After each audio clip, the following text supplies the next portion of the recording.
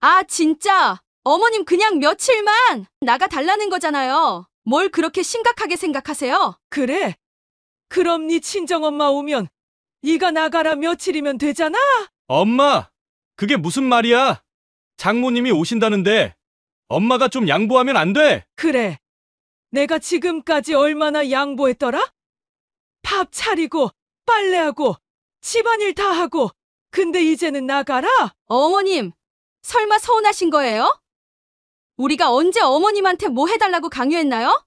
어머님이 그냥 알아서 하신 거잖아요? 안녕하세요. 실제 일어난 사연을 각색한 인생이 저녁빛 사연 채널입니다. 오늘은 식모처럼 불임당하던 정순 씨가 이제 나가달라는 아들 며느리의 부탁에 어떻게 당당하게 자신을 지키고 통쾌한 결말을 만들어냈는지 들려드리겠습니다. 구독과 좋아요, 알림 설정을 눌러주시면 앞으로도 억울함을 극복하고 인생의 교훈을 담은 사연들을 꾸준히 만나보실 수 있습니다. 서울 강서구의 한 조용한 주택가 골목. 그곳에서 68세 김영순 씨는 작은 반찬 가게를 운영하고 있었다. 이른 새벽, 하늘이 아직 푸른 어둠에 잠겨 있을 때 영순 씨는 알람 소리에 눈을 떴다. 허리와 무릎이 뻐근했지만 깊은 한숨을 쉬고는 익숙한 듯 몸을 일으켰다. 창문을 열어 바깥 공기를 한번 들이마신 후 가볍게 몸을 풀었다. 그리고 곧바로 앞치마를 두르고 가게로 향했다. 또 하루가 시작됐네.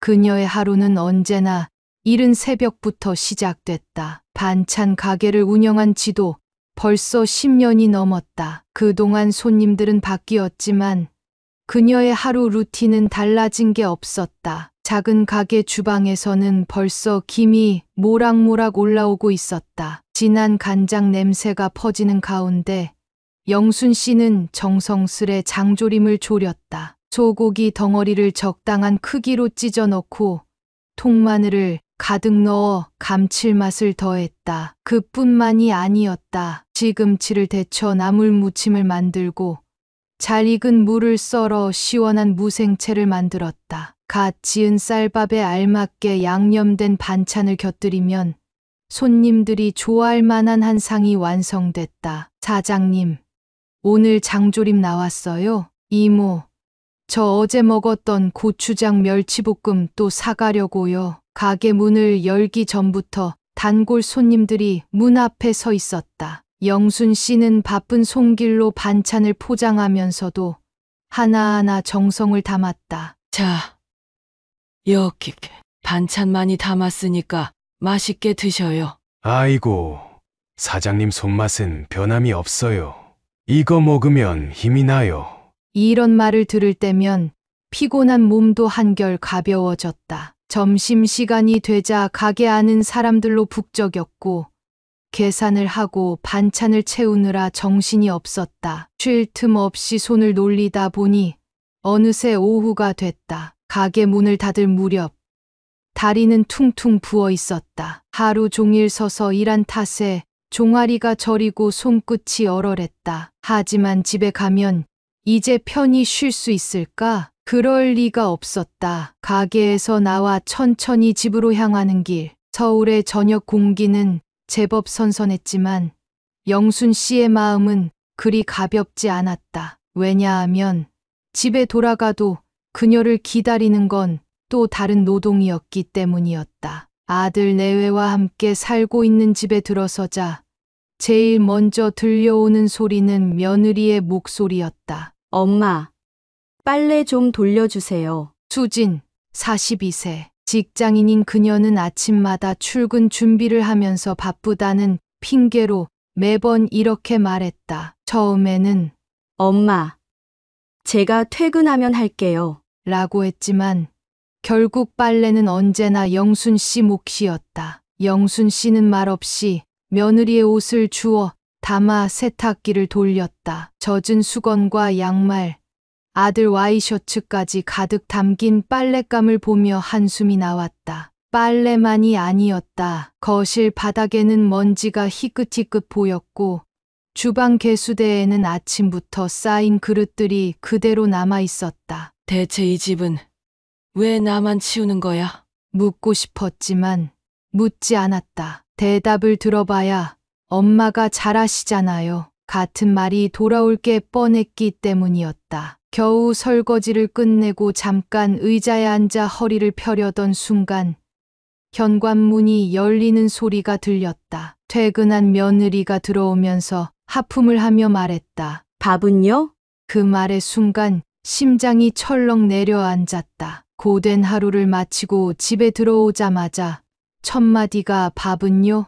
라니. 그동안 이런 대화가 하루 이틀이 아니었지만 그날따라 유독 서운했다. 하지만 영순 씨는 아무 말 없이 자리에서 일어났다. 그리고 묵묵히 부엌으로 가서 반찬을 꺼내고 국을 데웠다. 저녁을 차려주고 나면 며느리는 TV를 보면서 간식을 먹었고 과자 부스러기가 소파 아래로 떨어졌다. 하지만 누가 치웠을까? 역시 영순 씨였다. 이제는 좀 쉬고 싶다. 그녀는 문득 손에 쥔 행주를 바라보았다. 이제는 달고 달아 빳빳했던 천이 흐물흐물해졌다. 마치 자신의 삶도 이 행주처럼 너덜너덜해진 것만 같았다. 아들은 늘 바빴다. 하지만 그렇다고 며느리를 나무라는 것도 아니었다. 그저 모든 상황을 엄마가 잘하니까 라는 말로 넘겨버렸다. 밤늦게서야 모든 일을 마치고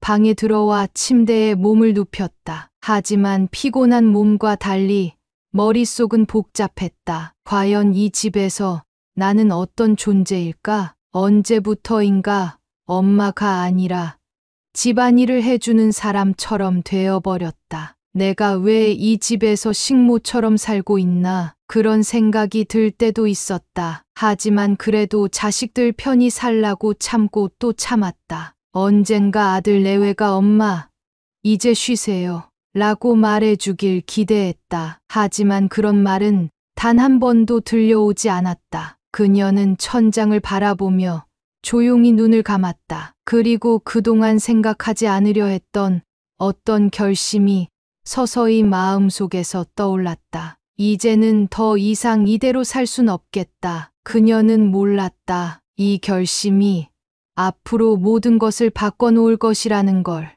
어느 날 저녁, 영순 씨는 평소처럼 식탁에 앉아 저녁을 먹고 있었다. 오늘도 하루 종일 반찬 가게에서 서서 일하느라 온몸이 뻐근했지만 집에 오자마자 저녁상을 차리느라 쉴 틈도 없었다. 그래도 이렇게 가족이 함께 밥을 먹는 순간이 남아있다는 것만으로도 참을 만했다. 그런데 평소와 다르게 며느리가 망설이는 듯 입을 떼었다. 어머니, 이번 주말에 저희 엄마가 서울에 올라오세요. 수지는 별것 아니라는 듯한 태도로 말했지만 영순 씨는 숟가락을 내려놓으며 그녀를 바라보았다. 며느리의 입가에는 어색한 미소가 떠올라 있었다. 마치 조금은 미안하지만 그렇다고 그렇게까지 신경 쓰지는 않는 듯한 표정이었다. 저희 엄마 계시는 동안은 좀 불편할 것 같아서요. 며칠만 친정에 다녀오시면 안 될까요? 그 말을 듣는 순간 영순 씨의 손이 살짝 떨렸다. 뭐, 귀를 의심했다. 친정엄마가 온다고?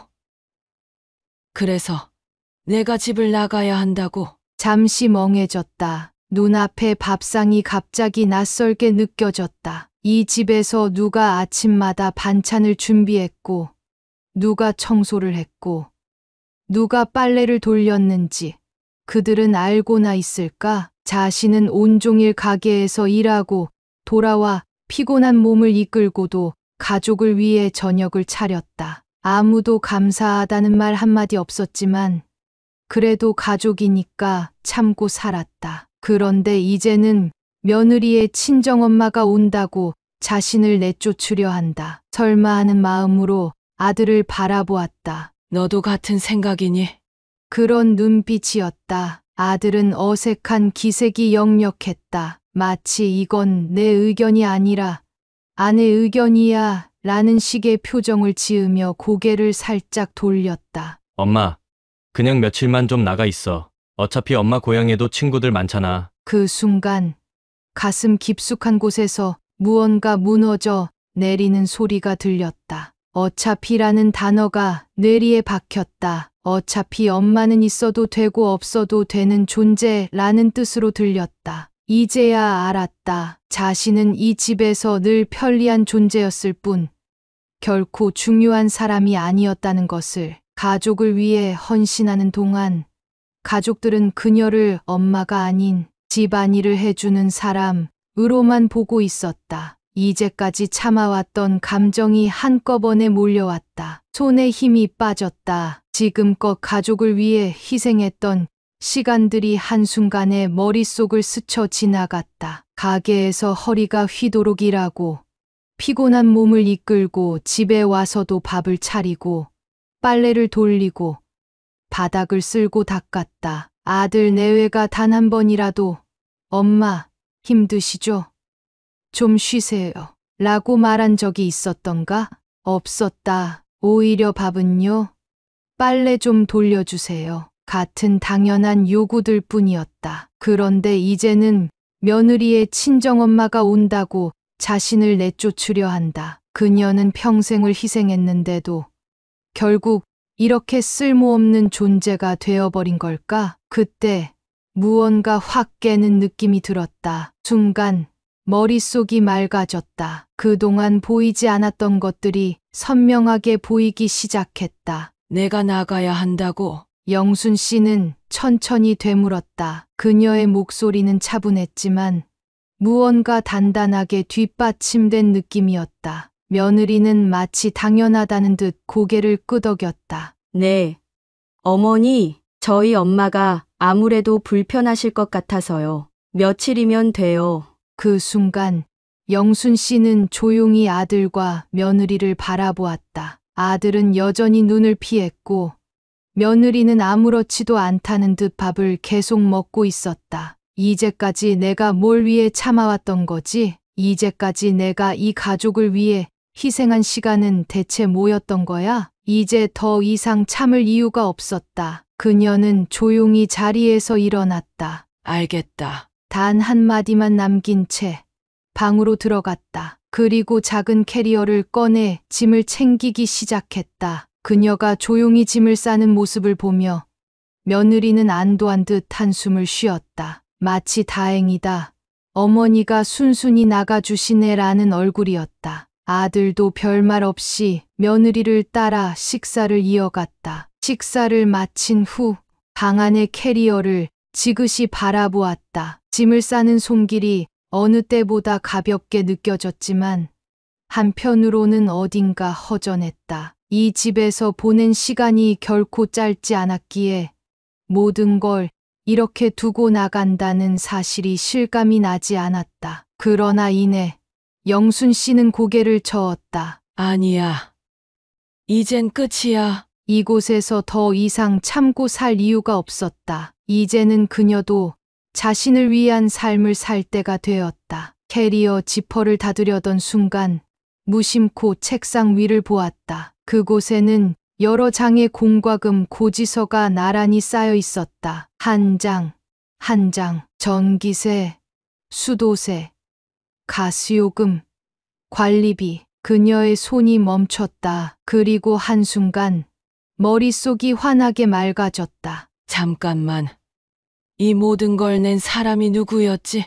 고지서의 명의를 확인하는 순간 모든 게 명확해졌다. 전기세, 수도세, 가스요금, 그리고 관리비. 전부 그녀의 이름으로 나가고 있었다. 그리고 그제야 확실히 깨달았다. 이 집은 아들 명의도 며느리 명의도 아니었다. 바로 자신의 집이었다. 멍하니 서서 그 사실을 곱씹던 그녀의 입가에 싸늘한 미소가 떠올랐다. 손가락이 서서히 그러나 단단하게 캐리어의 지퍼를 닫았다. 그래. 이제 나도 좀 살아봐야겠어. 핸드폰을 꺼내 들었다. 그리고 인터넷 뱅킹에 접속했다. 오랜만에 느긋하게 화면을 바라보며 그녀는 조용히 공과금 자동이체 해지 버튼을 눌렀다. 그리고 며칠 전 미리 알아두었던 부동산 관리소 연락처를 눌렀다. 신호음이 울리자 상대방이 바로 전화를 받았다. 네, 고객님. 어떤 일로 연락 주셨나요? 영순 씨는 평소와 다름없이 담담한 목소리로 말했다. 이 집 계약 해지하려고요. 전화기 너머의 직원이 순간 놀라는 기색이 역력했다. 아, 계약 해지요? 지금 거주하시는 분과 상의는 되셨나요? 그녀는 미소를 머금은 채 차분히 답했다. 제가 집주인인데 따로 상의할 필요가 있을까요? 그 말에 직원은 서둘러 대응했다. 아, 네, 그렇다면 계약 해지 절차 진행해 드리겠습니다. 임차인에게는 저희가 직접 통보하면 될까요? 네. 그렇게 해주세요.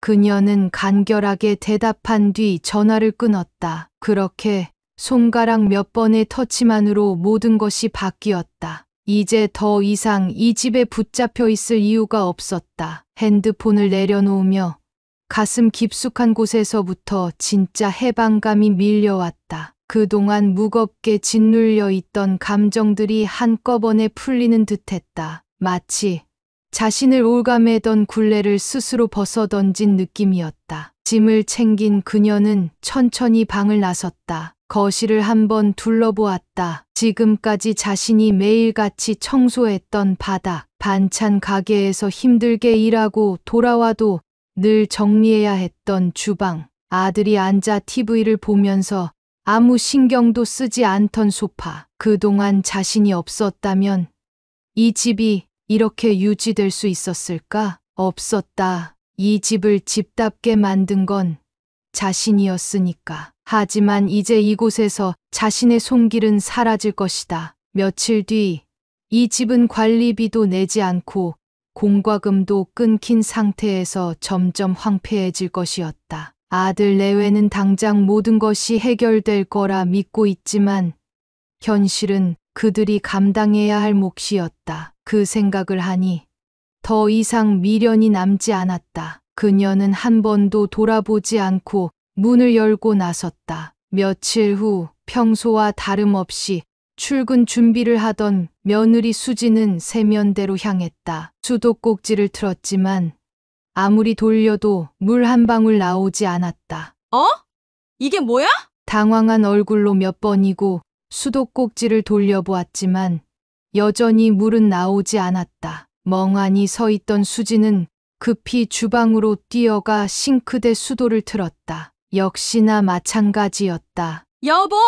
여보, 물이 안 나와. 남편인 영우는 거실 소파에서 하품을 하며 일어나 휴대폰을 만지작거리고 있었다. 아내가 다급하게 부르자 그는 귀찮은 듯한 얼굴로 욕실로 들어갔다. 뭐야?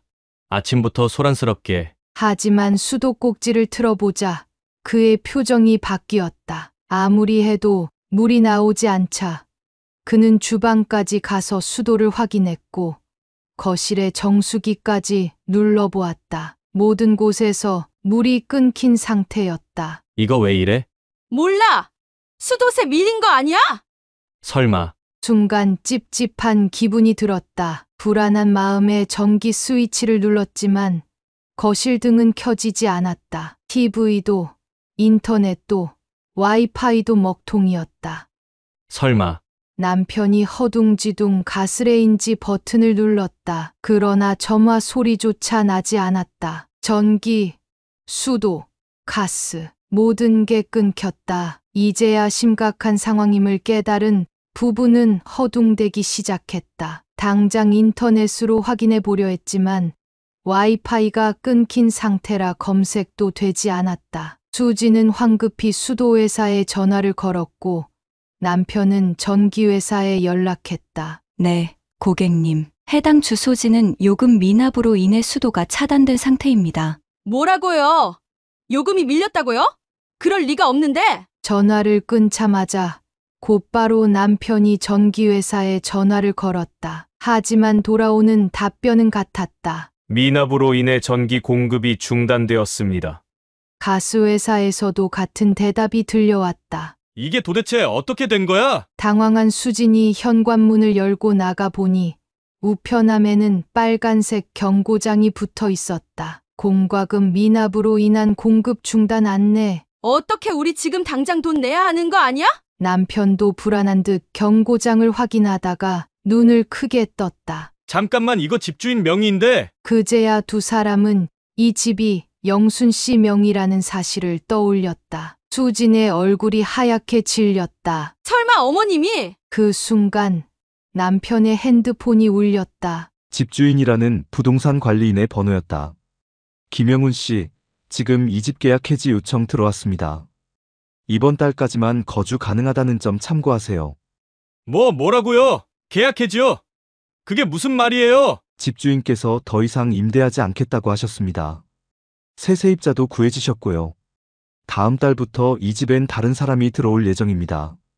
순간 남편은 핏기가 가셨다. 부동산 관리인의 말은 곧 집을 나가야 한다는 뜻이었다. 그제야 모든 상황이 퍼즐처럼 맞춰졌다. 며칠 전 어머니가 조용히 짐을 싸서 나가던 모습이 떠올랐다. 아무 말 없이 순순히 나가는 것 같았지만 어쩐지 싸늘한 표정이었다. 그때 이미 모든 걸 준비하고 떠났던 것이다. 남편은 초조한 표정으로 몇 번이고 어머니에게 전화를 걸었다. 전화기 너머에서 신호음이 울리는 동안에도 그의 머릿속은 복잡하게 돌아갔다. 어떻게든 해결해야 했다. 이대로 쫓겨날 순 없었다. 몇 번의 신호음 끝에 마침내 전화가 연결되었다. 그러나 어머니의 목소리는 전혀 놀라지 않은 듯 차분했다. 웬일이냐? 남편은 순간 당황했다. 자신은 지금 이 집에서 쫓겨날 위기에 처해 있는데 어머니는 너무나 평온한 목소리였다. 그가 초조하게 외쳤다. 엄마, 이거 다 뭐야? 수도, 전기, 가스까지 다 끊겼어. 그리고 방금 부동산에서 연락 왔는데 계약 해지됐다고 하잖아. 잠시의 정적이 흘렀다. 그리고 어머니는 마치 당연한 일을 확인하듯 담담하게 말했다. 뭐긴. 너희가 날 나가라고 했잖아? 아니, 그게 그 말이 아니고. 남편은 황급히 변명을 늘어놓으려 했지만 어머니의 목소리가 더 단호해졌다. 그래서 나갔다. 근데 주인이 나가라는 집에서 계속 살 순 없지 않니? 주인? 엄마가 주인이잖아. 그제야 남편은 모든 상황이 이해되기 시작했다. 엄마가 이 집 명의자였다는 사실을 그는 너무나 당연하게 여기고 잊고 있었다. 하지만 지금까지 엄마가 한 번도 내 집이라고 내세운 적이 없었기에 언제든 자신들의 집처럼 살아왔던 것이다. 그런데 그 엄마가 계약을 해지했다. 엄마 설마. 남편의 목소리가 떨렸다. 그러나 어머니는 오히려 태연하게 한마디 던졌다. 그래서 계약 해지했어. 새 세입자 들어올 거니까 너희 짐 싸야겠다. 그 순간 남편은 아찔했다. 부동산에서 통보받은 계약 해지, 관리비 미납 경고장, 끊긴 공과금, 모든 게 맞물리면서 눈앞이 캄캄해졌다. 엄마 장난이지? 이 집이 우리 집인데 우리가 왜 나가? 그때 어머니가 가볍게 웃었다. 우리 집. 네가 월세라도 낸 적 있니? 그 순간 남편의 얼굴이 하얗게 질렸다. 수진도 옆에서 아무 말 없이 입을 틀어막았다. 나 지금까지 한 번도 월세 받겠다고 한 적 없었어. 그런데도 나는 가스비, 전기세, 수도세 다 내면서 살았고 너희는 한 푼도 신경 안 썼잖아. 그건 남편이 뭐라고 말을 꺼내려 했지만 아무 변명도 떠오르지 않았다. 그동안 공과금이 언제 어떻게 납부되는지 관심도 없었고 어머니가 알아서 해주는 걸 당연하게 여겨왔었다. 그때 어머니의 목소리가 한층 더 차가워졌다. 그래서 이제 정리하는 거야. 나가. 엄마, 갑자기 이러시면 안 되지. 우리가 어디 가서 살라고? 그의 절박한 목소리에도 어머니는 전혀 흔들리지 않았다. 나한테 그런 말할 자격 있어?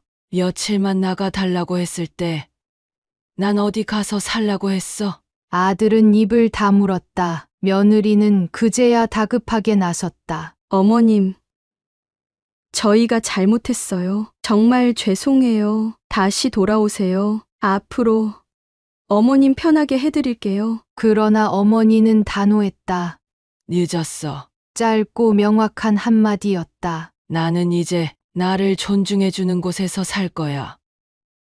뚝 전화가 끊겼다. 남편과 며느리는 멍하니 서로를 바라보았다. 거실은 조용했고 불도 안 켜진 텅 빈 집 안이 이상하리만큼 적막했다. 그 순간 수진이 믿을 수 없다는 듯 남편을 붙잡고 외쳤다. 우리 정말 쫓겨나는 거야? 그러나 남편조차 더 이상 아무 대답도 할 수 없었다. 아들 내외는 결국 더는 버티지 못하고 허겁지겁 이사를 준비했다. 갑작스러운 계약 해지에다 관리비 체납으로 이 집에 더 머무를 수 없게 된 것이었다. 며칠 동안 급하게 집을 알아봤지만 서울에서 적당한 전셋집을 찾는 건 쉽지 않았다. 지금까지 공과금조차 신경 쓰지 않고 살아왔던 터라 매달 나가는 월세와 관리비를 감당할 준비가 전혀 되어 있지 않았다. 더군다나 보증금까지 마련해야 했으니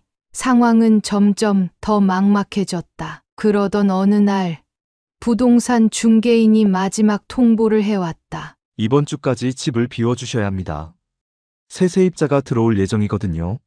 그 말을 듣고 수지는 손에 쥐고 있던 가방을 놓칠 뻔했다. 그녀는 황급히 남편을 바라보았지만 그는 말없이 한숨만 내쉬었다. 결국 떠나야 했다. 이삿날 짐을 챙기는 동안 수진의 눈에는 눈물이 맺혔다. 이 집에서 그렇게 당당하게 살았는데 이제는 짐짝처럼 내몰리는 신세가 되었다. 그녀는 마지막으로 거실을 둘러보았다. 텅 빈 공간에는 더 이상 따뜻한 온기도 정든 흔적도 남아있지 않았다. 오로지 그녀가 저지른 후회만이 가득했다. 짐을 모두 내놓고 마지막으로 문을 나서려는 순간 수지는 문턱에서 비틀거리며 중얼거렸다.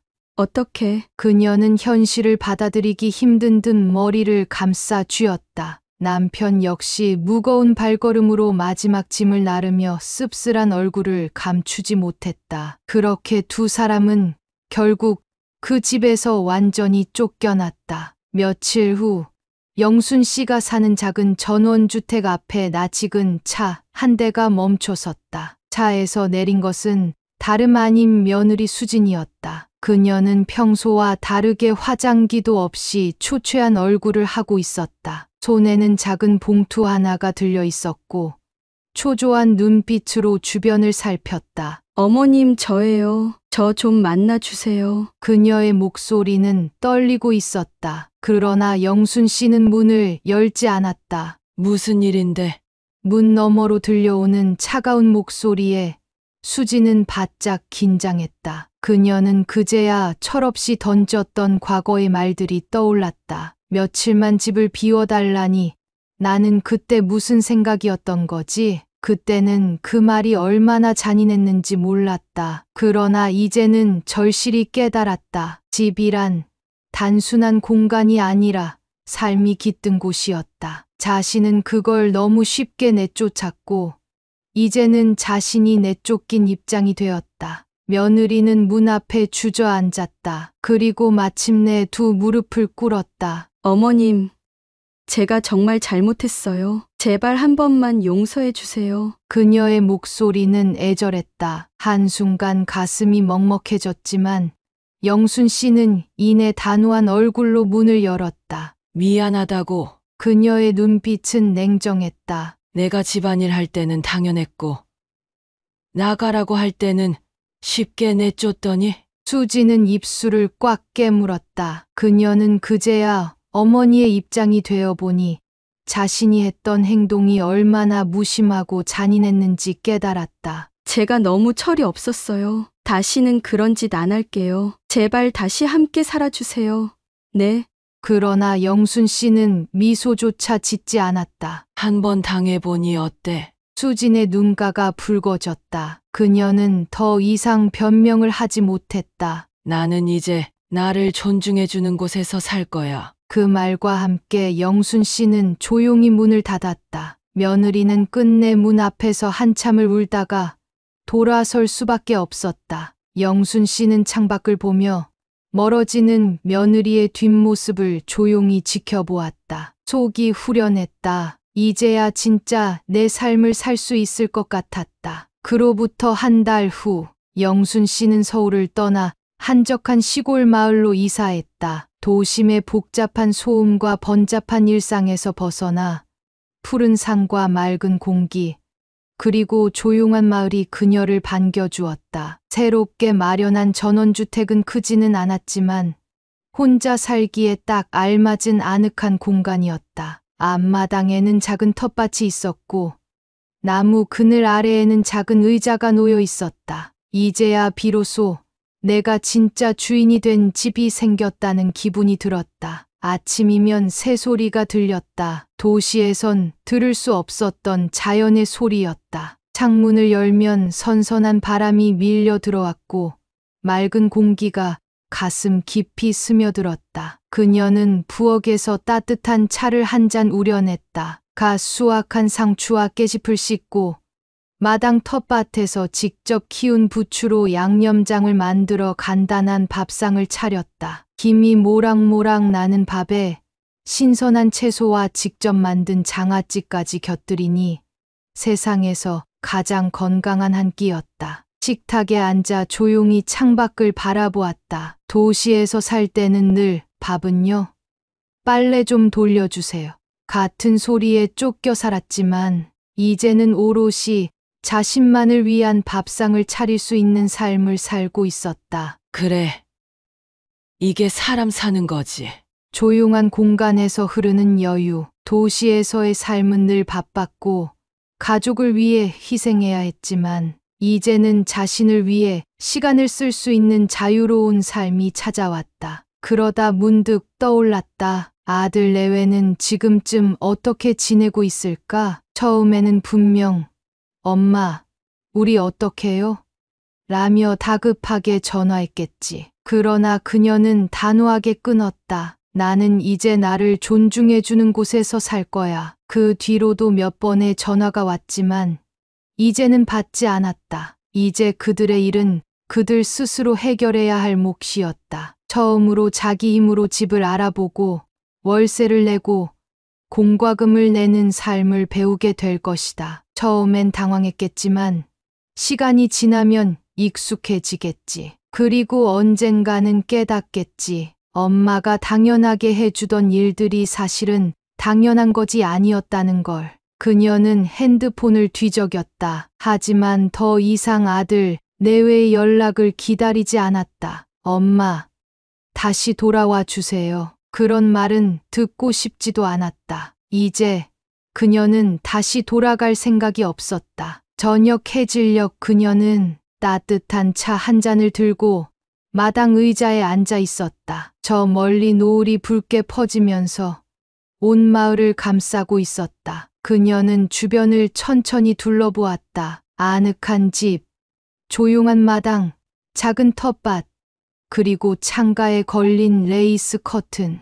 모든 것이 자신을 위해 만들어진 공간이었다. 도시에서 살던 집은 남을 위해 사는 공간이었다. 그곳에서 그녀는 늘 엄마라는 역할만 하며 살아왔다. 하지만 이제 이곳은 오롯이 김영순이라는 사람을 위한 집이었다. 그녀는 따뜻한 차를 한 모금 마셨다. 가슴이 편안했다. 속이 후련했다. 마지막으로 그녀는 자신에게 조용히 속삭였다. 이제야 진짜 내 집에서 주인처럼 사는 기분이 드네. 여러분은 김영순 어머니의 용기 있는 대처 어떻게 생각하시나요? 여러분의 생각을 댓글로 남겨주세요. 오늘 사연은 여기까지입니다. 구독, 좋아요, 알림 설정을 눌러주시면 꾸준히 따뜻하고 감동적인 실화 사연을 받아보실 수 있습니다. 다음 영상에서도